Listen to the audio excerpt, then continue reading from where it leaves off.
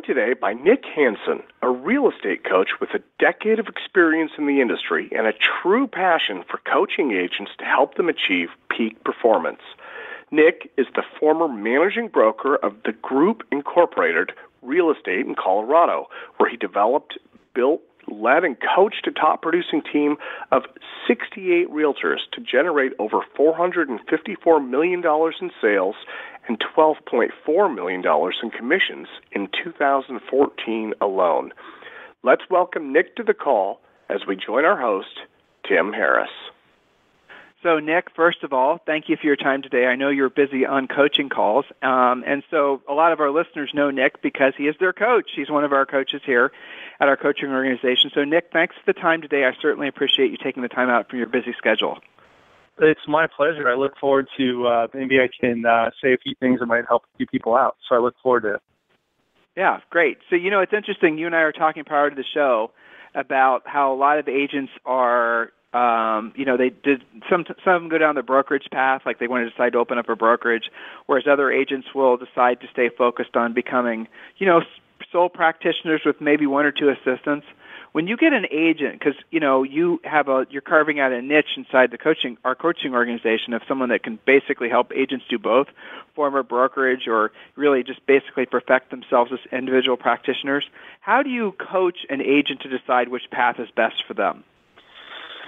That's a great question. Number one is, I think in order to be, before you're going to go hire someone or other agents to be on your team, you really need to be successful yourself.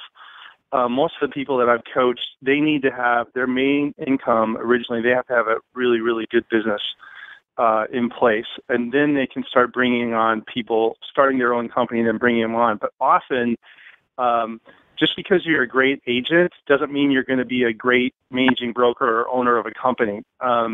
It's almost sometimes what happens is they start bringing in employees, other realtors in, and then they get so caught up into training, and they could train, and then they lose track of their business. They have no income, and then they're in a bad situation. So number one is, before someone dives into that role, is they must have amazing systems in place and a very successful business themselves. Well, so I really appreciate you making that point because that's so important.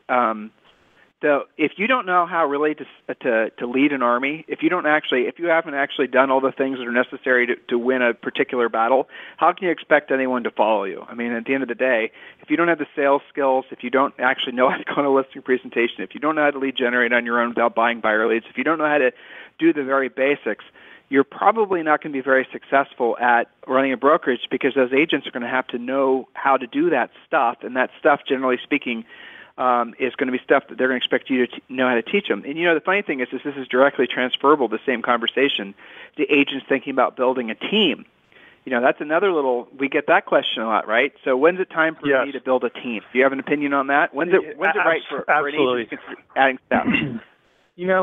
What I always look at, if someone's going to build a team, I consider that person a rainmaker, and they have so much rain coming in that they can't handle it themselves. That's the only reason you're going to add into a team. And so often what I see is 1 + 1 has to equal greater than 2. Otherwise, you might as well just do it yourself. So often I see this person has an amazing business. They added another person on the team, add another person on the team, and then ultimately, to me, it's all about the net. It's what you're going to take home at the end of the day, at the end of the year. And I have seen a few successful teams, but the majority of them, I look and go, okay, you have $1 million business, but you're spending $750,000 to make your $1 million. Is that really worth it? You're running all this stuff is going through your machine. It would be just as easy. Why don't you just go make $250,000? Think about what your life would be like that. So I'm not going to say that there's not successful teams because I have, and I do work with some, but most of the time, people it's ego-driven, and then they end up almost taking a step back. You mean taking a step back in terms of personal income? And it's funny, Nick. I was just talking with Brad Inman about this yesterday. Brad's asked us to host a Inman Select event in Austin, Texas in, I think it's May. And so we're going to be doing a panel and all that, and he and I are talking about really what needs to be discussed. And it was fascinating to me that, the team thing has gone on for so long unchallenged, right? So this conversation you and I are having right now, I honestly don't know anybody that's having this conversation anywhere, because everyone's just assuming, okay, you get into real estate, the way you're being successful is you build a team, add staff, but no one's actually slowing everyone down and saying, okay, let's look at the money on this, right? And your example is beautiful. So your team earns $1 million in commission, and generally speaking, Nick, it's 18 to 23% net is what you're going to net. So before taxes. So the rainmaker, the person taking all the risk, is going to make right around $200,000. Let's just call it $1 million net 200. Oh, here's what the top producer will say, who's making the $1 million. Oh no, hold on. I mean, my net might be 200, but I'm writing a lot of stuff off of my business. Well, okay, what are you writing off? You're writing off part of your car payment. You might be writing off some lunches, but let's just be honest. You're not writing that much off, okay? It's not like you have some sort of mastery of the tax law that, the bottom line is you're not writing that much off on the personal side. And if you are, you're probably going to be in trouble with the IRS. So that aside, your net is about 20%. Then you have an agent who's getting all this pressure from typically their office manager, their broker. Nick, I love what you said because it's so true, ego pressure to go and form a team. And so now there's like, oh my gosh, I have to do this, or my competitors are having teams, or everyone's saying that the market is going towards teams. Well, guess what? Everyone has been saying that, and Nick, you've been in this industry as long as we have. Everyone's been saying that for at least 25 years, and it's just not true. It just isn't. The leads aren't going to be all gobbled up by teams. It's just never going to happen. So you're looking at essentially an agent who can earn, let's say, $300,000 a year, and let's say worst case scenario, they're running $100,000 in expenses. They actually net the same as the agent who's grossing $1 million. And so you got to ask yourself, really, why is it that you'd want to form a team? In most scenarios, it just doesn't make sense, Nick. I mean, there are examples, I suppose, out there if you had a super high average sale price, but still, even then. Tim, you're exactly right. And one of the things I always look at is I have some of the agents that I've coached and are coaching now, they literally run their business 70-30. So 70% net to them, 30% business expense. That's amazing. What I believe is a good formula is if you can get 60-40, that's really good. That's really good. But show me a team that's at 70-30 or 60-40. I have yet to see that. Me too, and it's people want to, and if you guys want to debate this, if some of you out there with teams want to, so hey, full disclosure, when Julie and I were selling real estate, we had a big team, and I'm not just speaking from, and it was very successful, but I'm telling you that the profit dropped dramatically, just like Nick and I are talking. Now we did this 15, almost 20 years ago. This is not a new concept, guys. It's been around forever. The original reason that people started forming teams, and this is back in really the late 80s and early 90s, in case those of you think this team thing is new, is because a lot of the agents that were in the business, mostly they were associated with a dear departed friend of ours named Howard Brinton, who is one of the, Nick, Howard because he was tied in with RE/MAX for a long time and based out of Colorado. So Howard was one of the first ones to sort of put the whole team concept in a national spotlight. And the original teams were put together because a lot of the agents that were doing it were of retirement age. They still needed and wanted the income, but they just didn't want to put in the time. So they did so form these added staff members knowing that their net would drop, but they were okay doing it that way because they realized that, guess what, I need to, I want to scale back my time. And so the thing originally that was being said when teams were formed is, I want to buy my time back, right? Now, that whole exact concept has been spun. So agents are believing that they have to form a team to be successful. Guys, it just isn't true. Please get clear in your head about that. Nick, you mentioned ego. Let's just address that head on. Explain what you meant by that. I think often I'm just thinking of a few cases that people love seeing their name or their team name out on a sign, and so they'll do things or they're driven by. I always think in real estate, you got to run your business like a business.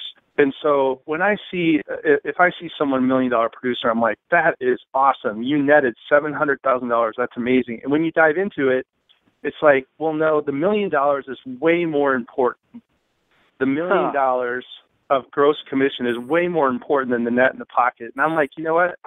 Do you really need all those additional headaches? How about if you go make $500,000? And that's still a large sum, but you're netting 70. Sometimes so I think happens, that the ego gets an unproductive time. But what happens? How does that happen? What is up with our industry that all of a sudden agents don't? I mean, no one listening right now is going to even.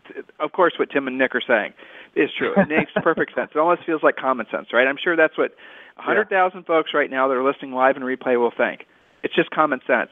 But explain this whole ego thing. Why is it that all of a sudden agents decide that having this big number, having their name up on lights, being called on stage and being made to feel important, getting awards and plaques and all that, why is it that they're willing to sacrifice so much for that? I mean, conceptually, you've seen this from both sides. What's your opinion? I mean, really, when we drive down this, what happens? What is it about our industry that stokes the ego fires in so many agents? Well, the greatest concern when that's a good question because it's hard for me to relate with that. But I guess I have to think about people that I've been around or people that I've tried to work with or coach. My greatest concern about that is to me, real estate is all about taking care of the customer. If you take care of the customer and that's your number one focus is your customer, you're going to have an amazing business. So when I think often it's all about the dollar of coming in versus the customer, and that's always my concern with those people. That it's all about the next dollar versus what you did for the customer that you just got done doing the transaction with. So maybe that's not a clear answer, but often in those situations they forget about it's all about the customer. Well, yes, and that goes back to sort of that same sort of outdated mindset that it's a numbers game, right? Real estate's a numbers game. Well, there are certainly numbers involved, right? Absolutely. So but it's I'm not. curious, Tim. Go ahead, Tim. What do you think? What do you think? Why is it about the ego? Well, I mean, we talk about it every day on the radio, right? And I'm the one interviewing Nick, but that's okay. I'll answer your question. I was just yeah. Well, honestly, I think it's because I don't think anyone gets in the business. Very few people get in the business wanting to be, celebrity realtors. I don't think most people get into it for that reason. But what happens is that the industry is so built on ego in terms of boosting, like it's a retention thing. If you're running a real estate brokerage and you've got somebody that's doing really, really well, you try to make them feel good. You try to recognize them for their success, and maybe their success will motivate other agents. And then what happens is that just that basic sales concept of managing an office, which has been around forever, that makes sense, right? But then what's happened is there's been the agents will then agents don't stop to say, okay, does this make sense financially? And they aren't educated in being told to say, okay, does this make sense financially? And maybe in some cases, the folks that are managing them or even their brokers haven't really stopped to say, okay, does building these teams, does adding all this stuff that's going to, cause an agent's ego to get out of whack, does really this make sense for the individual agent? Is it what's best for them? But more, from my perspective as an owner, is it what's best for my brand to have all these agents that are not focused on their real bottom line? So I guess if I had a magic wand and I were to grant the industry a wish, it would be that we do, as an industry, focus on the individual practitioner. That's where our passion lies, Nick, and I know you know that. Yeah, absolutely. And on the individual agent. Yeah, that's the lifeblood of this industry, and individual agents are the future. They're the power of this industry. Not, all my broker fans or friends are not going to like this. All the office managers, all the big brand box folks that we interview aren't going to like this. But at the end of the day, none of that matters. What matters is the individual agent. And if we can get to a point where we're helping folks get into the real estate industry, and then we're teaching them how to build businesses for the sake of what's best for them individually. In other words, we're helping them to learn how to save. We're helping them learn how to basically build wealth. We're helping them to learn how to actually have some resemblance of a life outside of real estate.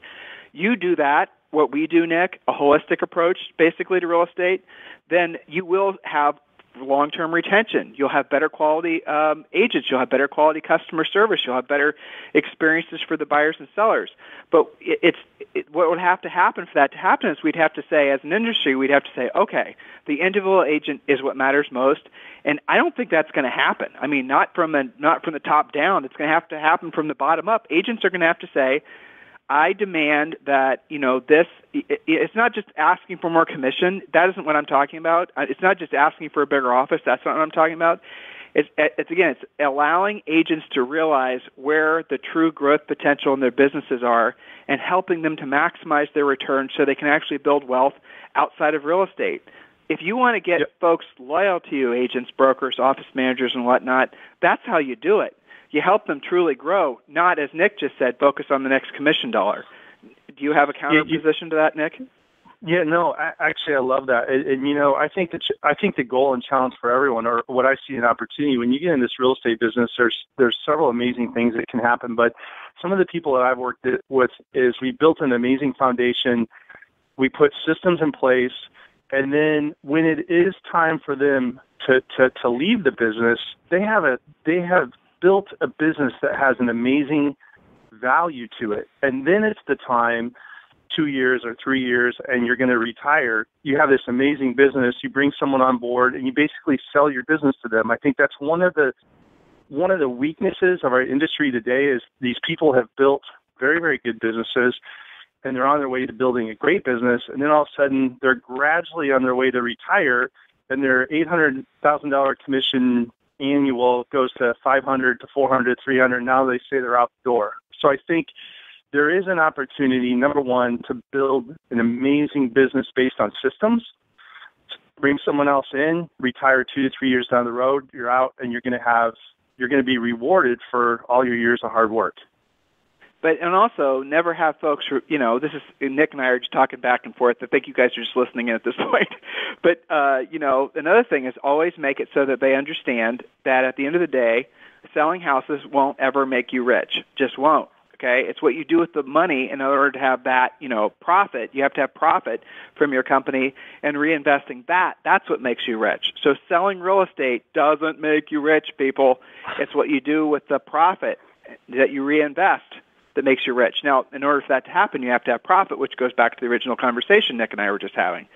So, Nick, let's pivot a little bit. What's your mindset about balance in life? Is it an admirable goal or a myth? Or do you think that's something that somebody can really, or should even strive to achieve?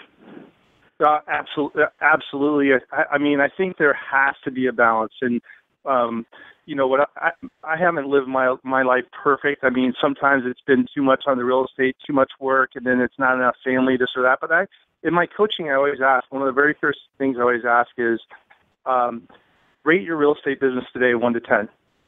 10 being absolutely not lights out.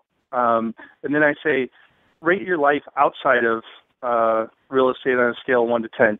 You know what? If one of them is a 10 all the time and the other one is really low, we're going to have a problem. Either way, if real estate is a 10 and your life is a 1, or if your life is a 10 and your real estate is a 1, we have a problem. So we need to have a balance. So, one of the things I have worked, I believe it can happen. Now, maybe the first 2 years in the business, you're going to be really, really, you're going to be committing a lot of time to getting sort of the airplane off the ground. But I think you can definitely, if you are efficient, have a routine, have systems in place, you can absolutely have a life, and balance can happen. I mean, that's one of the reasons why you got into the business originally, was to be able to have that life.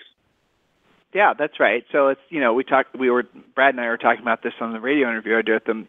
It's the the NAR commercial that they're running, real estate is our life. That's fine and everything, but I don't think you run into too many physicians that are saying, being a podiatrist is my life. It just happens to be what they do. And you do have to own that, though. You do have to take responsibility. I love what you said, that when you first get started in the business, you do have to be willing to sacrifice. And maybe you don't have balance, but that's the nature of getting good at anything. So, Nick, why do you think so many agents, I'll use a really strong word just to make a point, refused to consider themselves to be salespeople? Why do you think that's so offensive to so many agents? don't know. The thing that comes to mind is anytime I personally think of sales, I think of the used car lot. And I am truly one of those people that will only go look at cars on Sundays. I won't go during the week. So I think of that. But, and I'm one of those, I'll tell you, I'm one of those people that for a long time I struggled. I'm sales, but I'm not sales. But, I turned it around in my head. I'm here to solve problems. And I think I can solve it as well as anyone else. So if they need to sell, if they need to buy, if they're relocating, their family's growing, their family's getting smaller, I'm here to solve their problems. So yes, I always, I know I'm in sales, but I'm a problem solver. So when you accept the fact that yes, as a problem solver, well, that is what a great salesperson is, right? At the end of the day, they're a problem solver. So yes. By accepting that, and you've had this with coaching clients, when they accept the fact that that's what they are, when they stop struggling and fighting and resisting the idea that they're salespeople. By the way, guys, in virtually every state, your actual real estate license says salesperson. So there you go. But when they decide, okay, I am a great salesperson, or I am a salesperson, and now I'm going to be the world's best salesperson, real estate salesperson. What happens? I mean, how does, there's like a transformation that happens. I know you've been part of that too. So what happens from like an interpersonal level with that individual? Yeah, I'm going to use some extremes here, but when someone says I'm a salesperson and they feel in the negative, it feels like I think they have the mindset of they're begging and pleading for business. Whereas the other side of it is, hey, I'm just here to help. You need help? Do you know someone else that needs help? I'm here to help you, and I can help solve your problem. So it's just one is a negative, begging, I need your business, versus the other one is, hey, I know I can help. Here I am. If you know anyone else that needs help, please refer them to me. So it's just it's a different, just a dynamic. But once that switch happens, that it's night and day. It has to happen in order to be successful. So you and I are just using words right now. Let's actually make this into a little, real-time coaching lesson. So listeners, if you're resisting this, and I know some of you are, the idea of considering yourself a salesperson, just try this on for 15 seconds, right? It's not going to kill you. I want you to think that right now all of us collectively are going to call a FSBO in your market, what we call an unrepresented seller, right? So we're going to call an unrepresented seller. You're going to be doing the calling. I'm guessing right now, just the very thought of that, for a vast majority of you, that would be a very, very nerve-wracking experience, okay? Because you're going through, your head's filling with anxiety. You're worried about what you're going to say, how you're going to say it. I mean, all the normal types of thoughts are floating around in your head. But try, setting that aside. We're still going to call the FSBO. But now here's what I want you to do. I want you to write down, literally in front of you, how can I help you? How can I be of service to you? And have the thought in your head, the prominent thought in your head, being just that. You're calling this for sale by owner, again, unrepresented owner. You're calling this unrepresented owner, and your primary objective, your true mission, your purpose is to help that person at the highest level. Just for a second, allow yourself to feel those feelings, because here's what happens. The anxiety and the stress, which, by the way, are both ego, the anxiety and the stress that are associated with, not wanting to do that type of work, for example, that's all ego, but that's a different conversation. By the way, we talked about that on the radio before, so listen to the old radio show about psychological fear versus real fear. But what you're feeling is that fact that you cannot feel anxiety and fear, at least not at the same intensity, when your true intention is to be of service.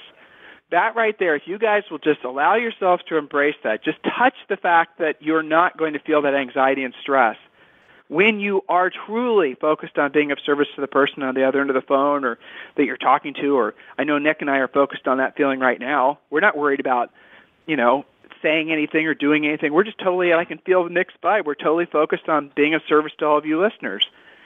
That's where the magic happens on the other side of that, is you're truly connecting with something that can make you feel passionate, because all of us have a passion for helping other people. All of us do.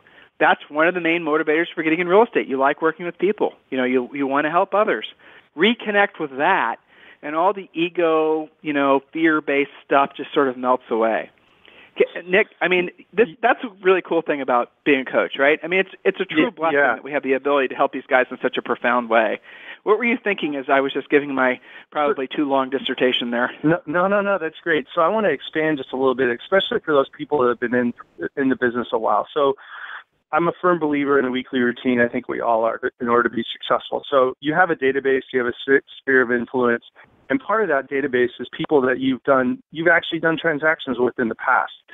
You come into the office, you get into your MLS system, and you go, lo and behold, someone that you sold a house to 5 years ago just listed with someone else. Okay, and what do we get?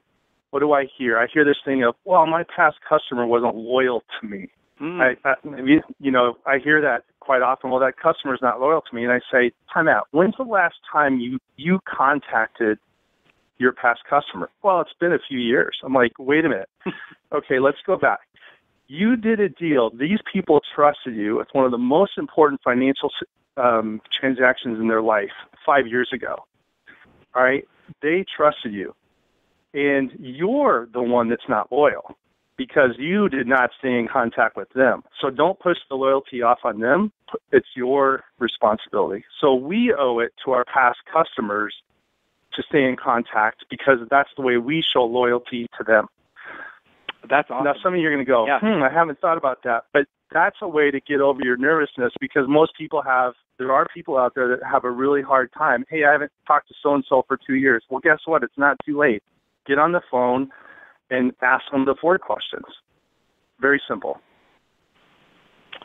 Right. So that's a great way of explaining it, and I appreciate that. So what's the biggest misconceptions you think folks have about, like agents have about top producers? What are the biggest misconceptions that other agents have about an agent that's truly successful at selling, successful at managing their life, successful at saving money, successful at building wealth? Lucky. They're lucky. I hear that quite a bit. Well, so-and-so, they just got those 3 listings. They're lucky. No, I don't. I believe luck comes to those that work hard and work smart. So any top producer that I've worked with or currently working with, there is a lot of hard work. There is a lot of smart work. There are systems and routines. There is no magic.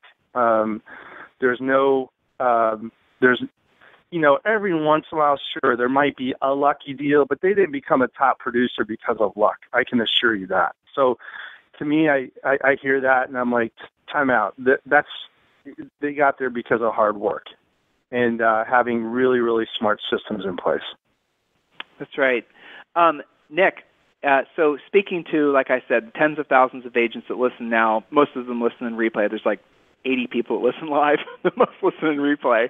But speaking to all those agents out there, those that are knowing that, let's say they've been tuning in for a while, let's say they know about our coaching organization, they know basically, okay, I believe these guys that we are at the beginning stages of what's going to be a 7 to 10 year real estate recovery. I believe it. I buy into it. But I'm not yet experiencing it. I'm not feeling it. I'm not seeing it in my own personal economy. What would you say to those folks? Something's not. You don't have the right. You need help. That's it. You need help because I don't care if we're in an amazing cycle or a tough cycle. There's always real estate to be done. Always. So I would say you need help. You need to look at your routine. If you are in a routine, what I find is most of the time when I start one-on-one with someone in a coaching situation, they do not have a routine. They're sitting there waiting to take orders, and the orders aren't coming in, and they panic. So you need to take a look at your routine, what your systems are in place, and literally you have to work hard in any market you're in. Any market is, you got to differentiate yourself, and you better ask the question: why would someone use me? And you better have that answered. Well, how do you help agents? I mean, we're talking about our USPs, right? Well, we don't have enough time left on the radio show to talk about USPs. But guys, in our coaching organization, we do the big question that everyone's always living in fear of, right? Why should I hire you over, so-and-so? Or what makes you special? Or what makes you better? In some version of that question is what really keeps most agents from actually embracing the idea of becoming a listing agent. We've answered that question for you. It's called the pre-listing pack. It's called the listing presentation. So whatever it is that's really standing in your way right now of embracing this true long-term real estate recovery, And Nick said it well. You don't have to wait for the tide or the winds to be at your back or the winds to be at the economy's back in order to embrace the incredible market incredible industry this is. But hey, guess what? When the economy is good, when people are optimistic about real estate, when real estate isn't a bad word anymore, as it kind of was for a while, yeah, it is easier to sell houses. It is easier to get people interested when they're encouraged, they're motivated, they're excited. Oh, and by the way, interest rates are still really low. So the idea with where you are now isn't where you should be or where you can be. And if there's anything we can be doing for you, obviously request a free coaching call at freecoachingcallsforagents.com. Guys, we have 11 coaches that are doing nothing all day but providing free coaching calls. It's our pleasure to help you any way that we can. You do get a free copy of our book, Think and Grow Rich, the original book written by Napoleon Hill. We updated it and we made it for real estate. You do get our business plan as part of that. So anything and everything we can be doing for you, freecoachingcallsforagents.com. So Nick, speaking to this broad audience that we're so blessed with, what would you like to say to them? Anything you'd like, any parting wisdom? I love a lot of the things you said today. Well, really all the things you said today. But is there anything else you'd like to pass along that you wish maybe a question I should have asked that I didn't? No, I would just say, you brought up the coaching thing, and I've been a coach for 32 years, 16 of it in real estate, 16 of it in athletics. And when I look back and go, how did I get to where I'm at today? I could tell you very, very specifically who my coaches were and which ones were very, very impactful on where I got today. I would never be where I'm at today if it wasn't for the people that I had the fortunate ability to work one-on-one with. So, Tim, what I love about my coaching call, I love the coaching calls. Sometimes, I might have to give someone a kick in the pants. Sometimes I give them a pat on the back. But we're in it together as a team trying to achieve what their goals are. That's what makes it fun for me. So, if anyone is out there sort of hesitating, should I or shouldn't I do it, give it a shot. See what happens. I can tell you the people I work with, I can't wait to call them on a weekly basis.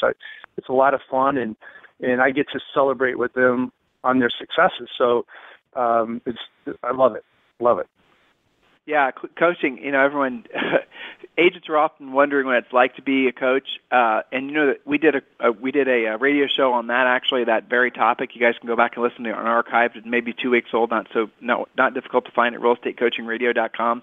But the thing about coaching that's different than virtually everything else that most people do for a living is it's intense. Nick, when you're doing like a few hours of calls, you have got, so many clients lined up, every single one of those calls is intense. There's no being passive on any of them. And that ability to concentrate at a high level for a long period of time and deliver results for every single client, that's a fun and interesting challenge. But at the same time, when you have an 8, and this is the same type, it's the doing the same thing, the repetitivity of doing something continuously makes you really good at it. But, what makes you great at running a real estate business could make you hypothetically great at becoming a great real estate coach. And guys, we're looking for some of the best real estate coaches in the country. If you're an active real estate coach now, or if you're interested in becoming one, reach out to us. You might be a great fit for us. So, Nick, I'm curious. You have obviously a lot of choices as to different folks you could coach for. Why did you want to coach for Julie and I? You know what? That's a really easy answer. I've been used to, and I've looked at a lot of different sales training systems, and when I sat down and I spent 3 weeks and I went through your system, I absolutely loved it. I believe in it. I know it works, and you guys have made it so easy. For example, the pre-listing packet, a gentleman that I'm coaching 2 weeks ago, he did it. He's been in the business a long time. I said, just copy it. They have it right there to copy. Just put your brand on top. Lo and behold, he did it. He sent it to me. It's world class. It is fabulous. He went on a listing appointment last week. Guess what? It was the easiest listing appointment he's ever had.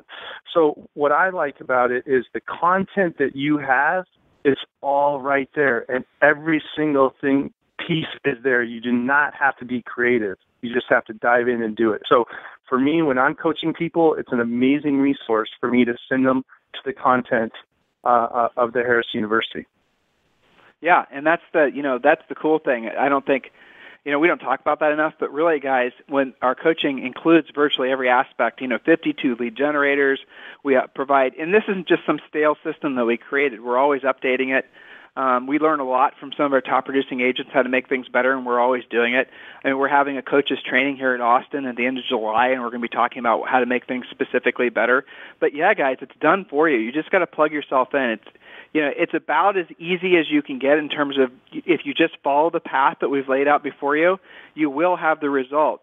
The big lie in real estate, and again, this is something I don't mind the criticism for this because I know it's true, but the big lie in real estate is, there's a million ways to be successful. No, there's not really. There isn't a million ways to be successful. There's a million ways that you can spend a lot of money. There's a million ways you can basically, waste a lot of money. But if your goal is to truly be successful and build wealth in this business, there's not a million ways to do it. There's maybe just 2 or 3 ways to do it. So stop wasting your time trying to, hopefully find the one that will work for you. Just, guys, request a free coaching call. See if we're a fit for you, and if we are, great. And if we're not, well, at least you'll have had the hopeful benefit of a free coaching call to help you along your way. So, Nick, listen, thank you very much for being a coach. Thank you very much for being on the radio today. I sincerely appreciate it. And listeners, we'll talk with you on the radio tomorrow. Thanks, Nick.